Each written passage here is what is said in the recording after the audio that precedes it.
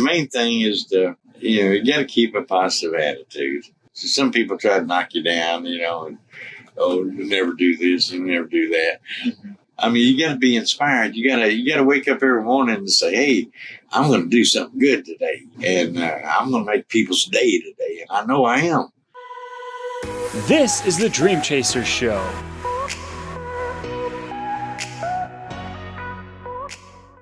Hey guys, welcome back to the show where our mission is to inspire and improve the lives of those who dare to chase their dreams. In today's episode, I got the opportunity to interview a man whose dream it was to be a Willie Nelson impersonator.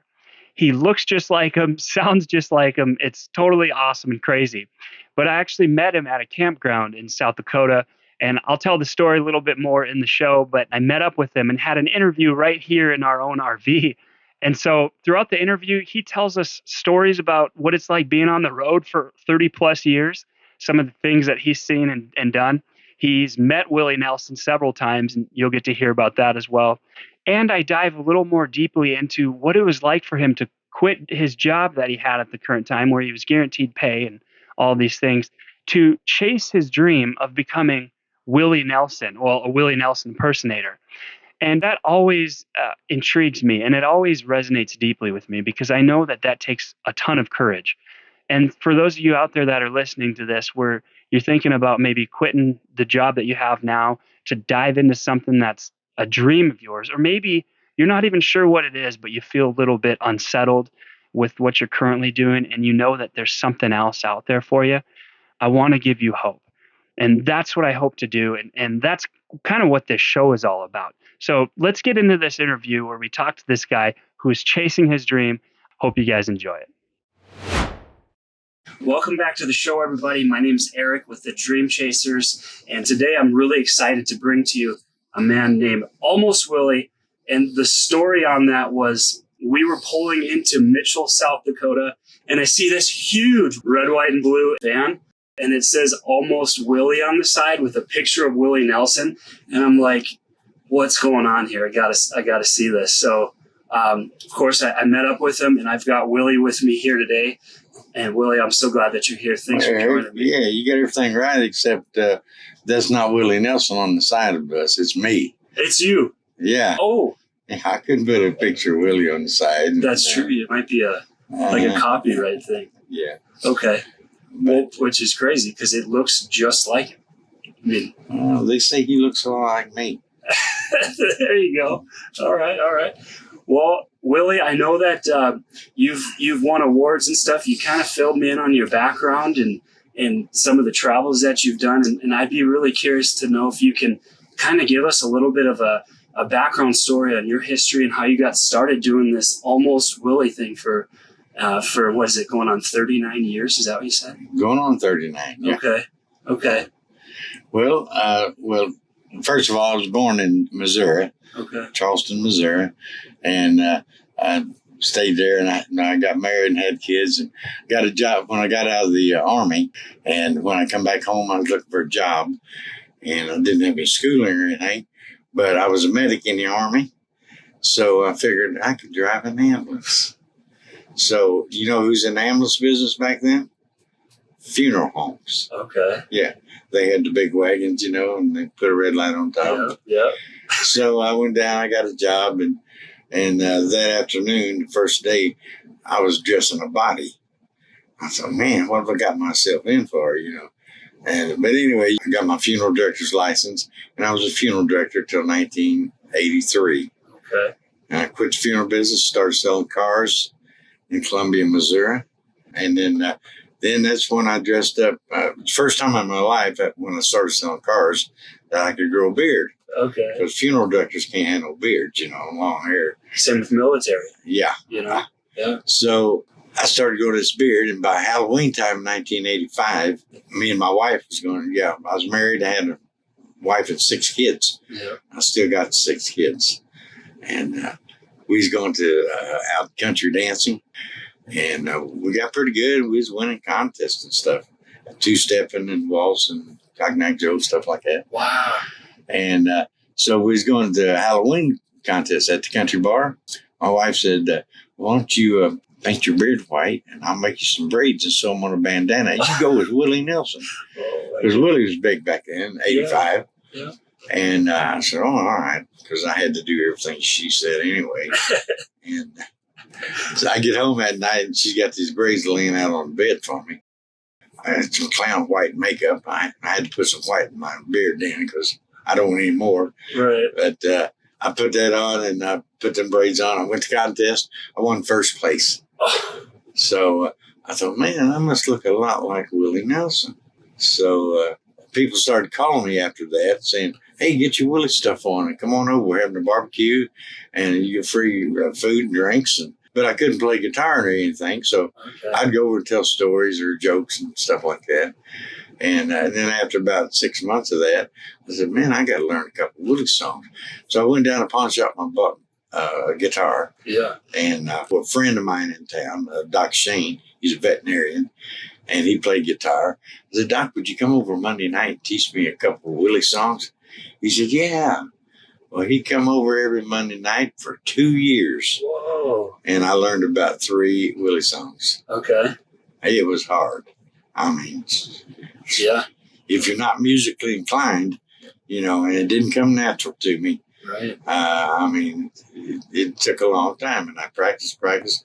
And by 92, I'd learned 30 songs. Okay. And then it started going in my mind, hey, I can do this, I'm getting pretty good. And I look like Willie. So by 94, I was throwing asphalt off the back of a truck in Kansas City. That was your full-time job? That was my full-time job. And, it's hot in Kansas City, 93 or 4 in July, and the asphalt's 240 degrees. Yeah. It is hot. So I was stashing away my money. I was going down to City Market every Saturday, and there are about 8,000 people come through the City Market.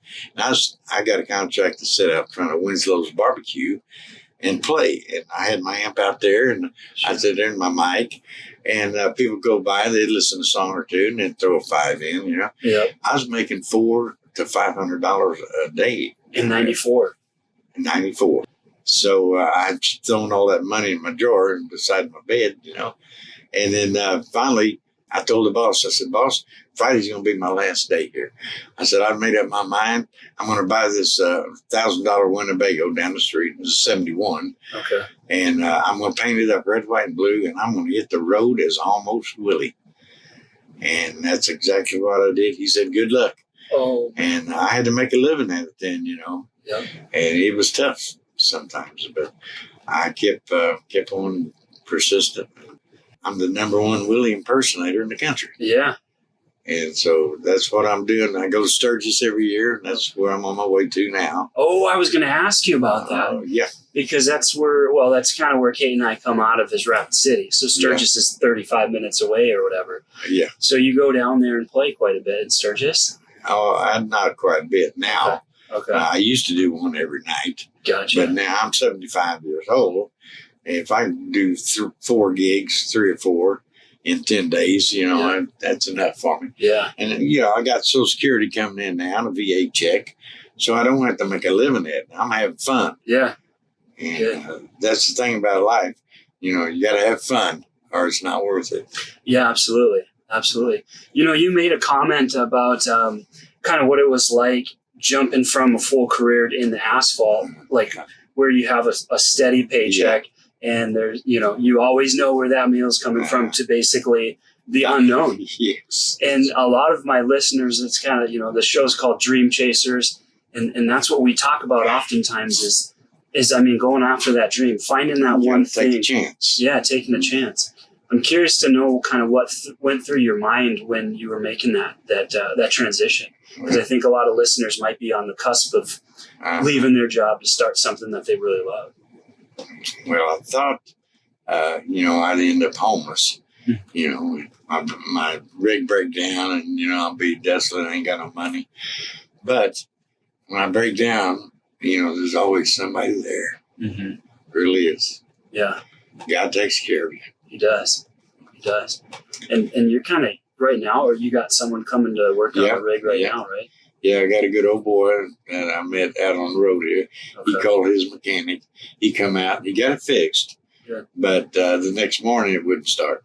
So something worked loose or something overnight, you know. Sure. So, but he's going to get me started tonight, I'm sure. Okay. Yeah, he's showing up tonight like 6 or something, right? Yeah. Okay. When in the morning when it starts, I'm going to be on the road again. You're out of here. Yeah. Because I asked you, I said, hey, can we do this interview tomorrow? And you're like, well, when my rig gets fixed, I'm out. That's right. I'm going to wait around for nothing. Yeah. But I don't book in advance. Okay. You know, just because of stuff like this that happens. Yep. If I'd have booked in there, you know, for last night, I'd have missed it. Yeah. You know, and I don't want to be a no-show Jones. Right. That's true. George, he was a drunk alcoholic, and, you know, he wouldn't show up at 8 out of 10 gigs. Oh, wow. Yeah. Wow. So if he did show up, it was like a surprise. Yeah. Wow. Holy smokes. That's how you got the handle, no-show Jones. All right. Yeah, you don't want that. No. Yeah.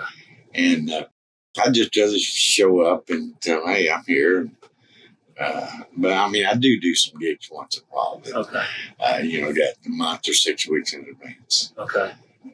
And for anybody that's listening to this and not watching it, I mean, it looks like I'm having a conversation with Willie Nelson. I mean, it looked just like him, sound like him. It's phenomenal. It's really cool. Well, thank you. I appreciate it. Of course, I know it. Yeah, you already know. You already know.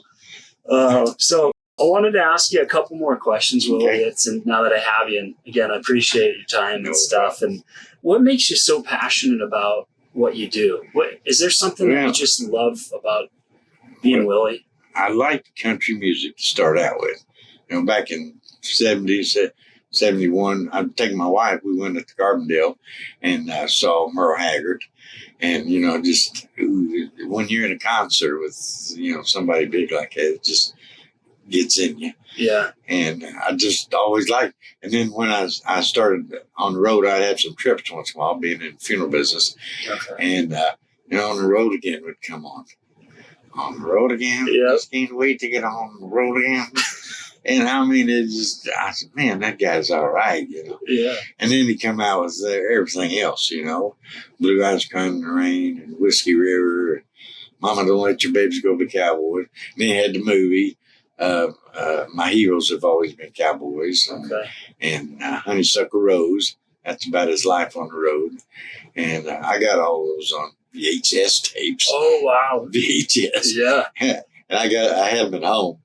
And I'd watch them probably every 2 months or something like that. Sure. And I got to meet Willie in 2003.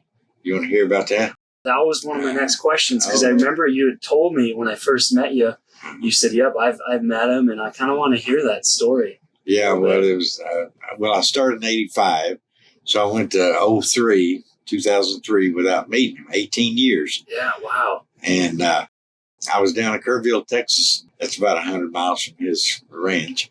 And my phone rang that afternoon. I picked it up. He says, Willie Nelson. He said, I know you're in the area. Can you come up the house? I'd like to meet you. I said, yes, sir. Yes, sir. I'll be there. Yeah. So I get up early the next morning. A friend of mine, Gene, goes up there with me. And we get up about 10 o'clock. And the guard at the gate said that Willie wasn't up yet. Said, you all want to play a round of golf on his golf course? What? I said, yeah. He's got a 9-holer there. Okay. And he's got about 25 condos up and down the fairways. You know, so if you're kin to Willie or work for him, you get a condo up there. So we're there. We're on the 5th hole putting. And his daughter Susie lives there. Her back door is about 30 feet away from the green. Yeah, she come out of her back door and she called me by my first name. She said, hey, almost. She said, my daddy wanted me to give you this. And I took it out of her hand. It was a lifetime backstage pass. Whoa. Yeah. So, you know, all night long I was thinking, oh, he's going to shut me down. He's going to shut me down. Something's wrong. I don't know. Yeah. You know, or he wants to cut up my T-shirts and CDs and stuff. Yeah. I mean, this was stuff I was going through my head. Put me down and give me a lifetime backstage pass. Oh, yeah, no kidding. So we get through playing golf and go back to the clubhouse. And they said, well, Willie isn't up yet. It was about noon. They said, you want to go to the recording studio? I said, yeah. What? So we go on the golf cart and we go up to the recording studio. And, it's about a 60 by 100-foot building. He's got gold records all over the walls, and pictures of Dolly and Merle and Waylon. It looked like a country music museum. Yeah. All his awards and stuff. And spent about an hour in there looking around. He had everything in there. He gave you the tour personally? No. He wasn't up yet. Oh, gotcha. He was still sleeping. Yeah, they were letting us go through. Okay, wow. And so we got through with that, and it was about 5 minutes before we was going to take off. The guy at the sound booth said, "Hey, Almost, come on up here. I got something I want you to listen to." I said, "Oh, okay." So I go up to the sound booth. He's got this CD. He says, "The guy was in here yesterday putting down his half on this song. I want to see what you think about it." Okay, and he shoved it in. It was whiskey for my men, beer for my horses. Uh-huh. And he said, "You think it's going to be a hit?"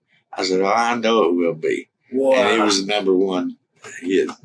And Toby Keith was in there the day before putting down his track. Really? Yeah, I'm always a day late. Gee, yeah, no kidding. That's incredible, though. I mean.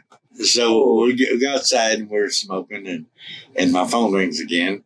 It's about 2 o'clock, and he says, "Willie," he said, "let's meet up the Red-Headed Stranger lot. We'll meet up there." And I said, "Oh, okay."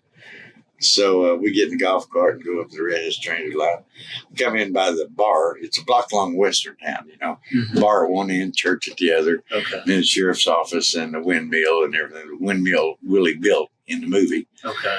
And I see Willie come out of the church with another guy a block away. It's a dirt street, And I mean, I'm starting to get nervous and sweaty. My knees are getting weak. Yeah.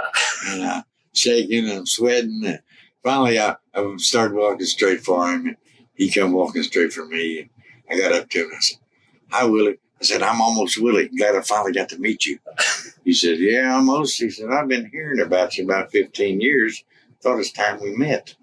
I said, "Oh, I hope you heard good." He says, "Yeah." He said, "I heard you put on a pretty good show." I said, "I heard you did too." I could have thought something better to say, Yeah. But he laughed about it, put his arm around me and said, "Come on, let's go get a drink." So we go in the bar, and, here's all the crews in there, roadies and some band. And he gets behind the bar and gets a bottle of Jack out, pours everybody a drink, And then they got these papers out. And I don't know what they were doing. They was rolling some kind of cigarettes. Something, sure, yeah. Willie's. Yeah. So anyway, we stayed in there. It was about 6:30, and Willie turned to me. He called me by my first name, too. He said, "Almost," he said, "I got a gig in Austin tonight at Stubbs Barbecue. Did you want to go in there with us?" I said, "Yeah." So we all load up on the bus, drive about 25 miles into Austin. About an hour before the show, Willie says, "Almost, you want to go out there in front of the stage, sign some autographs for me?" I said, "Yeah." There's about 3,000 people there. Wow. I get off his bus and go down the stage. They all come running down. I get my Sharpie out and I start signing ticket stubs. "Almost Willie, Almost Willie, Yeah. Almost Willie, Almost Willie." I must have signed 150, 200 Oh. tickets. They didn't know the difference. They had no clue. No Yeah, I one bet knew because the you look difference. that's crazy. That was one of the best days of my life. I bet. That just makes it all worth it. And that was after, you said 18 years. He finally called me up. Wow, that's But I incredible. knew he would one of these days Yeah. because I get around. Yeah. Did you ever use the backstage passes? I mean, you were already yeah. hanging out with them quite a Oh, bit. yeah, I've used it 8 or 10 times. Okay. And, Willie was 14 years older than me. When I started in 85, he's 14 years older, and he still is. He's 90 now. Yeah. I'm going to be 76 next month in Yeah. August. Is he still doing shows? Yeah. Is he really? Of course, he don't do but about 20, 30 minutes. Okay. It's lucky he gets on stage at all. Right. They wheeled Waylon out in a wheelchair for 3 years before he died. Wow. But Willie gets up on stage and he can do it, and he's still going. Well, I wanted to ask you a couple more questions and kind of peel back a little bit more layers. What's something that most people don't know about you? Oh, well, I was county coroner from 76 to 80. Okay. My kids, they grew up around it, 70 to 80. Yep. And My middle daughter, Lisa, she tells about a story about me picking them up in the hearse at school. Yeah. You know, I mean, it's the only thing I had, you know. Yeah. Oh, really? That's what you were driving around, I suppose. And then when I was county coroner, I had a station wagon with cot in the back, and, you know, I'd transport bodies and stuff. And she told one story about transporting a body, and then we get to our destination, and she said, "Oh, you better call Mom, tell her we got here." So I called my wife, and she said, "Okay, let me talk to Lisa." I gave the phone to Lisa, and she said, "You having fun?" She said, "Yeah." She said, "Where you at?" She said, "Oh, I'm in the kitchen." I said, "Let me talk to your daddy." And it wasn't the kitchen, it was the embalming room. She called it was all white porcelain, you know, she thought it was a kitchen. Oh my gosh. And she said, "Get your daughter out of that embalming room." With nightmares. Yeah. But they'd ride their Hot Wheels down in the casket room, you know. The three oldest ones, you know. Yeah. They was all about 7, 8, 5, 6, 7, 8. Riding Hot Wheels down the casket. Through the casket room. That's crazy. I mean, that's what it is at the funeral home. It's caskets, and it's kind of. I mean, they all know about the funeral business. And, hope they learned something. Are they? Is any of them doing that business? No. They kind of all went different ways. Yeah. Okay. Yeah. But they're all in Columbia, Missouri. Oh. I try to get by to see them as much as I can. You know? That's one regret I have. I just didn't get to see my kids as much as I should have. Sure. Okay. But we're getting better now. Yeah. Well, you live in you got a full-time movable house. So it's a little bit easier to pick up and see them and stuff. Yeah. Well, when I was in Arizona, you know, 2,000 miles from them. Oh, yeah. It was a pretty long trip. And at my age, you know, you can't just pick up and drive. And they all got jobs. They can't come and see me. It'd take a week, you know, to come and see me. And the price of gas, especially lately, it's come down a bit. But. Yeah, when I left Arizona, it was like $4.79, and then I got to Grants, New Mexico, and it was $3.89. I filled up there and said, "Oh, this is good." And then I go to Albuquerque the next night, and it's $3.69. I get to Amarillo the next night, and it's $2.99. Oh, dang! Yeah. I've seen that happen too because we drive around a lot too. And then I got a full tank. I can't do nothing. Yeah, there's nothing you can do, right? Just build another tank on the back and fill it up as a preservative. Take a 1,000-gallon tank on the back. Just pull it behind you. Yeah. No, I mean that's one of the things about RVing. You know, people ask me about it. What's it cost to fill it? That's a big one. Or the other one is how much miles to the gallon do you get? And I think I haven't really. The one time I calculated, I think I got 6. Yeah, 6 miles to the gallon. I get 6.1. Okay. I just run it the first time and got to, but I don't care anymore. I mean, I got to fill it up. I got to have gas. Yeah, exactly. So. You usually don't purchase a big RV and expect to get good gas mileage. It's just part of the game. But in your house, you got gas bill, electric bill, trash bill, you know, cable, TV, so, I mean, I don't have all those expenses now. Right. So the only expense I got is eats and gas. Yeah. What about your park stays, though, right? I mean, the parks. They give me free. Oh, do they? Where you go? Yeah. That's pretty cool. When I put on a show, they give me a free night. I'm gone in the morning. Well, then that pays for itself, you know. Free nights. Yeah. It all helps out. Yeah, everything helps. Yep. And just the fact that you kind of, you got it on the side of your van, your RV, you know, it's there. And when I pull up, you know, you start looking. Yeah. That was smart too. The red, white, and blue. Yeah. Genius. Well, you don't know the story. You're a young guy. You know. Probably I'd forgive you. Okay. But in Honeysuckle Rose, Willie had a bus. It's an old Wonder Lodge bus. You know, it was almost like a school bus. Okay. And it was painted red, white, and blue like a Texas flag. Oh. You know the Texas flag. Yep. It's got a star on the blue. White star, yeah. Yeah. So I've had 4 Winnebagos, 2 Greyhound buses, and now this one. This is my 7th vehicle. Okay. And I didn't paint my Greyhounds that color, but I did all the Winnebagos. And this one, I got it down pat now, you know. Yeah, you've done it a couple times. Yeah, after painting, this is my 5th one that I painted Texas flag.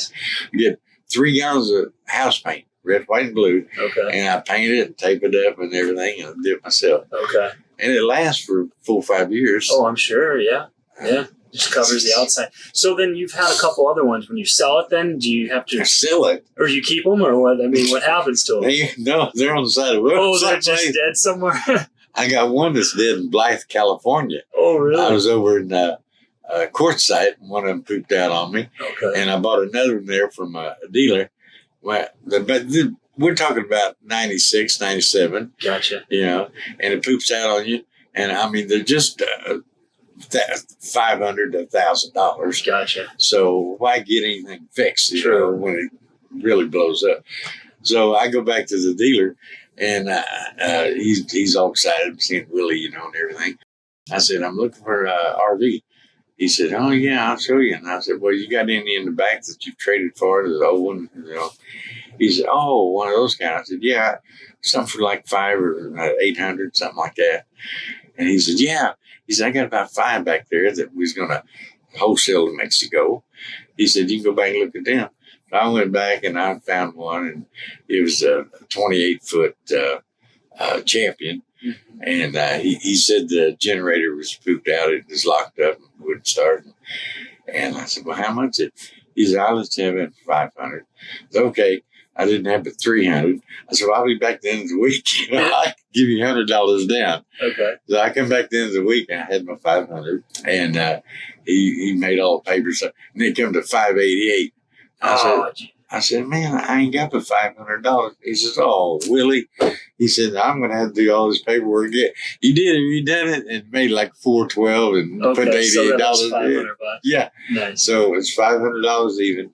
I took it back to the RV park right there in Quartzsite, and he bought my paint, red, white, and blue, and painted it up there, and I was on the road again. Nice. Oh, and then this old guy come over, he nosy old guy, and he said, well, is that generator running? I said, no. And he said it was locked up. He said, you know, sometimes you can put some WD-40 down the spark plug thing, you know. And oh, sure. Get it to spark. so he put it in there. He come back the next morning, put a little WD-40 back in there, and that thing cranked up, and it run for 3 years. Wow. The generator. Yeah. So I had air and everything. Those are probably worth $500 alone. Yeah. I got a deal, you man. Came out on top on that one. Nice. That's awesome. Well, I fell into some good deals, let me tell you. Yeah, no, I believe it. That's crazy. I thought that was the main one, and you'd always used it. Oh, no. Here's a story. Now, I had an old Winnebago, and I was going down through Yuma, and I was going from the foothills to downtown, and it's 5 o'clock traffic. You know, the cars, you know, 2 lanes on both sides of me, and I'm in the middle lane. And there's a paint truck in front of me. And it had buckets hanging off the side of it.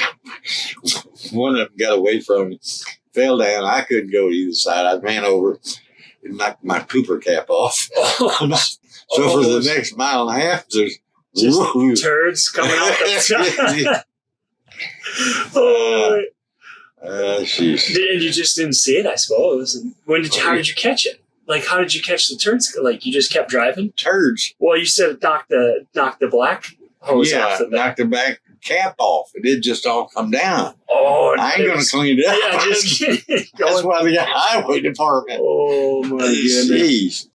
And so from then on, I couldn't use the thing unless we was someplace where you could urinate down, you know.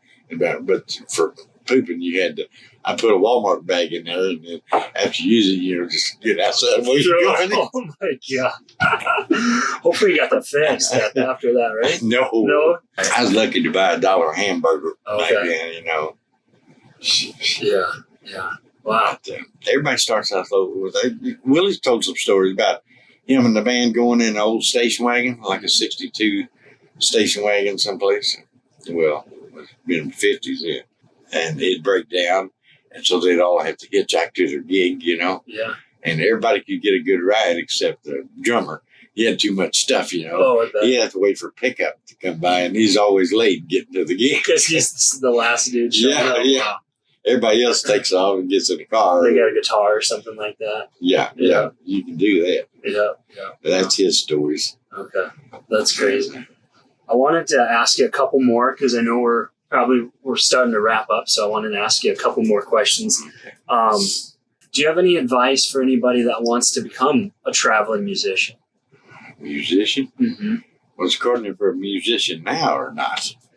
I mean, if you're not a musician, you got to learn first, and that's not easy, but you can do it. Mm-hmm. You can do it. I mean, I didn't have any music ability, and I learned how to play guitar and sounded a little bit like Willie. Yeah. How old were you when you started playing guitar? I think it's 43. Okay. And that's 11 years older than you. Yeah, and that's when you started You play guitar? I don't. I wish I was more musically inclined. I wanted to learn how to play learn. piano. Yeah. You can learn. Yeah. But the main thing is you got to keep a positive attitude. Because ain't nobody, some people try to knock you down, and, oh, you never do this, you never do that. Mm-hmm. If you listen to Zig Ziglar, that's a motivation thing, and Tony Robbins. Yep. I mean, you got to be inspired. You got to wake up every morning and say, "Hey, I'm going to do something good today." Yeah. And I'm going to make people's day today, and I know I am. Yeah. Because people come up and they just some of them's in awe over me. Mm-hmm. And your life's an adventure. I mean, it really is. Oh yeah. I don't know what's going to. I didn't know I was going to break down here. Right. But I dealt with it. Met some good people while I was doing it. Mm-hmm. And me and Bob would probably be friends the rest of our life now. Wow. Because then I'm glad that you did, because that's how I met you. Yep. And I was talking to another lady who actually kind of introduced us. She said, "You should really interview him. I think that'd be a great interview." Uh-huh. And then you came and knocked on my door. What's that? What do you think? So far, the interview? Yeah. I love it. I think it's awesome. I'm going to do more of these. Are you? Yeah, because I'm sure nobody wants to hear me blab all day, and my stories probably get kind of old, and you guys have much better stories than I do. So I do. Yeah, I just got 2 more questions for you, and then I'll let you get out of here. I'd like to know, the first one: what's a favorite place that you've been? Because I read your bio. You've been over 4,500 places. Well, that was 20 years old. Okay, so it's been much more than that. Yeah. What's a favorite place, if you can kind of mentally sift through all that? My favorite place is Sturgis. Oh, really? It's your favorite? I mean, I've been doing them since 95. I mean, you get 1 million bikers together, you'd think there'd be fights and shootings and everything. I've never seen a fight since I've been going. Right. And all the guys are good. And, they're doctors and lawyers and professional guys. You got to have some money to have a Harley, True. So, they're not cheap. So, I had the best time up there, I go in and out of bars and taking pictures and stuff. And, I never have to buy a drink. Yeah. That's I bet. It's a fun time. Yeah. Sturgis is a good time. I think what's funny about Sturgis is it started out as like a week long, and now it's like kind of morphed into 3 weeks. Because people will show up a week before and stay a week after. Well, the whole month of August. It's pretty much Sturgis. Yeah. But the actual rally is 10 days or 12 days.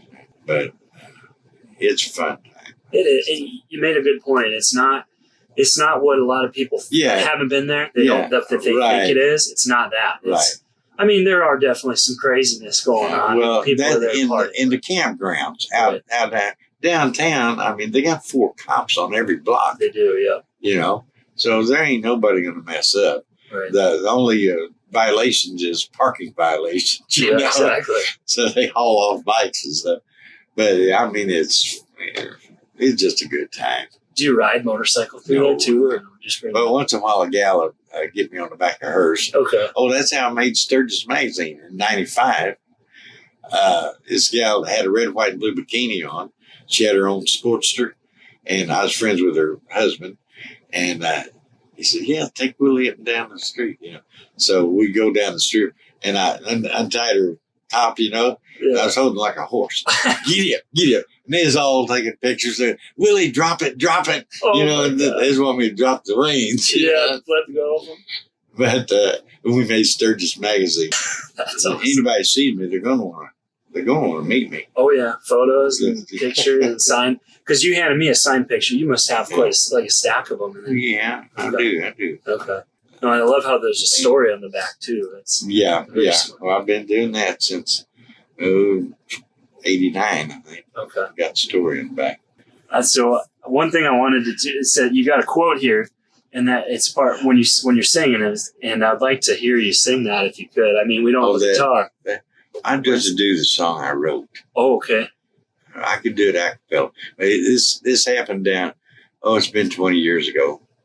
And I was in Fort Worth, and I had the third best band in Texas behind me. We was doing a gig together.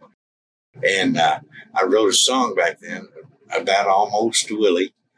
And some gal was videoed 8 songs. Okay. Awesome. But here's the song. All right, let's hear it. I'll sing a cappella the best I can. Okay. I'm almost remembered things I've almost forgot. I'm almost persuaded to do the right thing. I almost went to jail, and I almost made bail, and I almost wrote all the songs that I sing. This might sound silly, but I'm almost Willie. Been on the road for some 30 plus years. I've been around, broke up and broke down. I'll tell you my story for a shot and a beer. A shot and a beer, a shot and a beer. Long as you're buying, I'm staying right here. A shot and a beer, a shot and a beer. I like Jack Daniels, but I'll drink Everclear. Here's the second verse. I got drunk and lost and wound up down in Austin, having a good time on Capitol Hill. There were troopers and crazies and mamas with babies all gathered around me, frozen stone still. This might sound silly, but I'm almost Willie. Been on the road for some 30 plus years. I've been around, broke up and broke down. I'll tell you my story for a shot and a beer. A shot and a beer, a shot and a beer. Long as you're buying, I'm staying right here. A shot and a beer, a shot and a beer. Roll me a lefty and I'll pass out right here. Yes. Oh, perfect. That's awesome. And you wrote that. Yep. I love it. I wrote it. I love it. That's great. One last thing I want to ask you, Willie, and then we'll get you out of here. I appreciate your time again. In your opinion, how do you define a successful life? Successful life is being happy. I mean, it's not money. It's not a job. It's, as long as you're happy, you can't worry about stuff unless you can do something about it. And most of them, like me being broke down, I can't do nothing about it. I got to wait on somebody else to come fix it. But you just got to be happy and do what makes you feel happy. Yeah. Happiness is a choice. Yep. It's a choice. It is. You got to make that choice every day. Yeah. You can be sad if you want. I lost my wife and I was sad for a while, but it's over. And like Willie's song, nothing I can do about it now. Yeah. Yeah. So you just keep that as a motto. Nothing I can do about it now. If it's already over with, it's done. Yeah. So just make your life the best you can be. That's incredible. That's good. Willie, where can people learn more about you? On Facebook. It's Almost Willie on Facebook. And you see where I'm at and where I'm going and whatever. And I put pictures on there. And but I love to interact with people. I've had people from, 98, call me up. Oh, we found your picture today, Willie. And we're just wondering how you was doing, 25, 30 years ago. Wow. They say they don't throw that picture away. No. They'll put it in the drawer someplace or in the bureau. But Yeah. they get it out when they're painting or moving or something. And that's when they call me. Awesome. How you doing? Yeah. Yeah, I've met people from all over. Awesome. Well, I appreciate you being here. I know my listeners do. And it's been a great chat with you. Should have told me to bring my guitar. I could have done one anyway. What I'd like to do, if you're all right with it, is maybe film a song out there and just attach it to the thing, if that works for you. Throw it at the end of this interview so people can see it. But you get a good song and the one you like or think your listeners like, and sounds good. Do it. Awesome. Well, I appreciate it. Thanks a lot, Eric. Yeah, thank you so much. It's been great. Bye, folks out there in Facebook land or TV land or where you are. Yeah. Thank you. Okay. This is a good song. I like it. I've got a long list of real good reasons for all the things I've done. Got a picture in the back of my mind of what I've lost, what I won. I've survived every situation, knowing when to freeze, when to run. Yeah, get up here close. Come on. Forgiveness is just a memory written on my brow. There's nothing I can do about it now. I've got a wild and a restless spirit, held my price through every deal. Seen the fire of a woman's scorn turn her heart of gold to steel. I've got a song of a voice inside me, set to the rhythm of a wheel. I've been dreaming like a child since the cradle broke the bow. There's nothing I can do about it now. Going through the changes, going through the stages, run around the corners in my life. Leaving out the fate, staying out too late, waiting for the moon to say goodnight. I could cry for the time I've wasted. That's a waste of time and tears. I know just what I'd change if I went back in time somehow, but there's nothing I can do about it now. Forgiving everything that forgiveness will allow. There's nothing I can do about it now. All right, nothing I can do about it now. All right. All right, guys. Hopefully you enjoyed that interview that I had with Almost Willie. I loved his story, and I really loved how much wisdom the guy had. I think he had been to almost 5,000 different places. So, of course, he's seen a bunch of things, met a whole bunch of new people, and including Willie Nelson himself, which those stories were fun to hear. But I really loved at the way end when I asked him what his definition of success was. That kind of caught me off guard, because usually when I think success, oftentimes, if we're just being honest, I think of people that have a lot of money, people who have made it really far in their career and stuff like that. But his answer was just to be happy. And man, I started thinking about that, and I'm like, how simple that is, right? It sounds so simple, but I know that sometimes in our lives it's not that easy, right? It's simple. The concept is just be happy, but it's not always that easy to just be happy, especially when life hits us and we're going through some stuff. So I really, really like that. And I hope that that's something that you can kind of take from this video and just do what makes you happy. Because there's something out there for everybody. We all have a purpose. God placed us on this earth for a reason. And a big part of that is to find out what makes you happy. Find that purpose and use your talents to achieve God's plan for you. So again, I hope you enjoyed the interview. Share it with somebody that you know. Maybe we can help other people and just give out some good entertainment. You guys take care, and we'll see you next time.